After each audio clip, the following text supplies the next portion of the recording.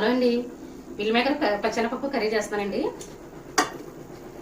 పచ్చెనపప్పు అయితే ఉడకపెట్టేసుకున్నాను. ఇక meal maker కూడా క్లీన్ చేసి పెట్టుకున్నాను వేడి నీళ్ళని. అందులో 3 ఉల్లిపాయలు వేసానండి. ముందుగా అయితే తాలింపు వేసుకుందామండి. కరివేపాకు,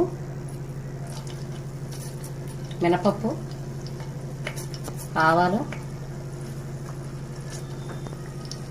జీలకర్ర,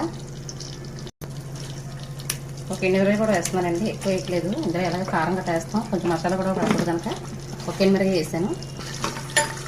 ఇందులో ఎల్లిపాయ కూడా తక్కువ వేసానండి. అల్లం వెల్లిపాయ పేస్ట్ వేస్తాను, అందుకని ఎల్లిపాయ కూడా తక్కువ వేసాను. ఉల్లిపాయలు కట్ చేసుకున్నామండి. ఇందులో ఉల్లిపాయలు కూడా వేసుకున్నానండి. ఇవి బాగా మగ్గించుకుందాం. ఉల్లిపాయ అయితే కొంచెం మగ్గిందండి. ఇందులోనే అల్లం వెల్లిపాయ పేస్ట్ కూడా వేసుకున్నాం. దీనికి కొంచెం ఆయిల్ ఎక్కువ వేసుకోవాలండి. ఇందులోనే అల్లం వెల్లిపాయ పేస్ట్ కూడా మగ్గించుకుందాం.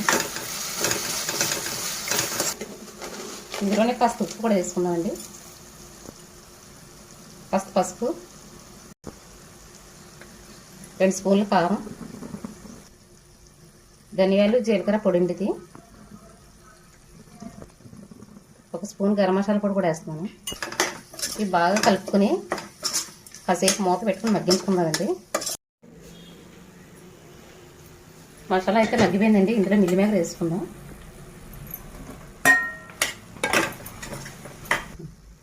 ఇందులో శనగపప్పు కూడా వేసుకుంటానండి. వాటర్ అయితే సరిపోద్ది, నీళ్ళు అయితే వేయగలదు మనం.